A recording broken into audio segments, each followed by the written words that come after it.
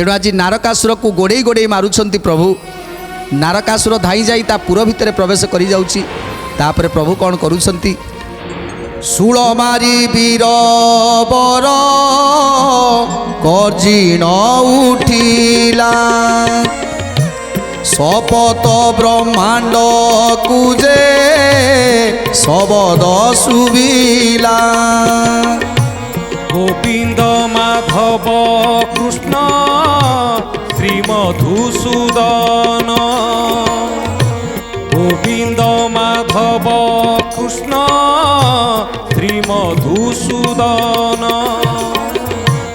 तीक्ष्ण मुना नाराचकु मारी देव हरि, हाथु शूल तार काटी देले बेग करी।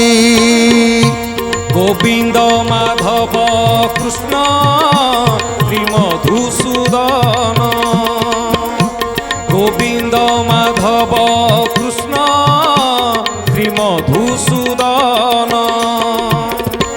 पुणी दानव सकती गोटिए कधरी, श्रीकृष्ण उपरे गर्जी कोप भरे मारी।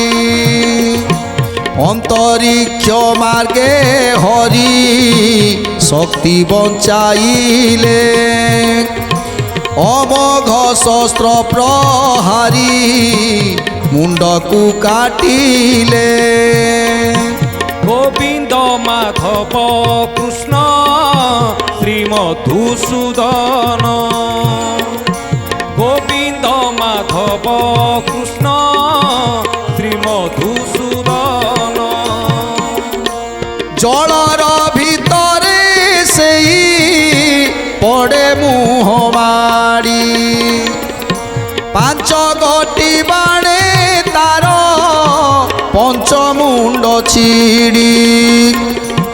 तार संगरे तार सात पुत्र थिले, पितार पड़ते पुए रण आवरिले। गोविंद माधव कृष्ण श्री मधुसूदन, गोविंद माधव कृष्ण श्री मधुसूदन। नारकासुर को मारिबा पाई प्रभु जाउछंती। सेतेबेले नारकासुरर सात पुत्र माने आसी पहुँची गले। तेणु आज सात पुत्र को सात सर मारी जेतेबेले पुत्र मान को बद्ध करिसंती, सेतेबेले नारकासुर मध्य आज भयभीत हो जाइछंती। डगर मुखु नारकासुर ए शुणी, रागेण धाइला सेई गर्जी बल घेनी। ऐरावत अंशरे जन्मी अच्छी अस्ति, समुद्र मंथनु होइछंती उत्पत्ति। गोविंद माधव कृष्ण श्री मधुसूदन, गोविंद माधव कृष्ण श्री मधुसूदन। तेणु आज जेते प्रकार हस्ती माने अछंती, ऐरावत हस्ती भली एमिति एते एते हस्ती माने अछंती, सबु हस्ती मान को लगे देइछंती कृष्ण को मारिबा पाई। बामरे सरंग दक्षिण रे सुदर्शन, कौमुदी गदा पद्म शंख वर्ण चिन्ह। चारि भुजरे ही चारि अस्त्र अच्छी रही, महाविश्व मूर्ति रे से तिनि पुरमयी। गोविंद माधव कृष्ण श्री मधुसूदन, गोविंद माधव कृष्ण श्री मधुसूदन। ईशन रूप ताकर देखिला नारका, भाई वज्र मुसल को पिटे रण रंका। श्रीकृष्ण देखिन ताकू दुरुबाण मारी, सैन्य मान को मारती खंड खंड करी। गोविंद माधव कृष्ण श्री मधुसूदन, गोविंद माधव कृष्ण श्री मधुसूदन। नारकासुर संगरे जेते बड़ थिले, समस्त नाश होइले अल्प वर्तिले। एका होई नारका असुर रहिला, श्रीकृष्ण को संगतरे बाहु युद्ध कला। गोविंद माधव कृष्ण श्री मधुसूदन, गोविंद माधव कृष्ण श्री मधुसूदन। एका होई नारका असुर रहिला, श्रीकृष्ण को संगतरे बहु युद्ध कला। गोविंद माधव कृष्ण श्री मधुसूदन, गोविंद माधव कृष्ण श्री मधुसूदन। प्रभु देखिले नारकासुर को आउ पारी हबनी, तेणु संगे संगे कौन कले ନା ସୁଦର୍ଶନ ଚକ୍ରକୁ ଧରିଲେ। ସୁଦର୍ଶନ ଚକ୍ର ଧରି ନାରକାର ବେକଟାକୁ ସଙ୍ଗେ ସଙ୍ଗେ କାଟିଦେଲେ। ସୁଦର୍ଶନ ଚକ୍ରେ ତାକୁ କାଟିଲେ ଅନନ୍ତ,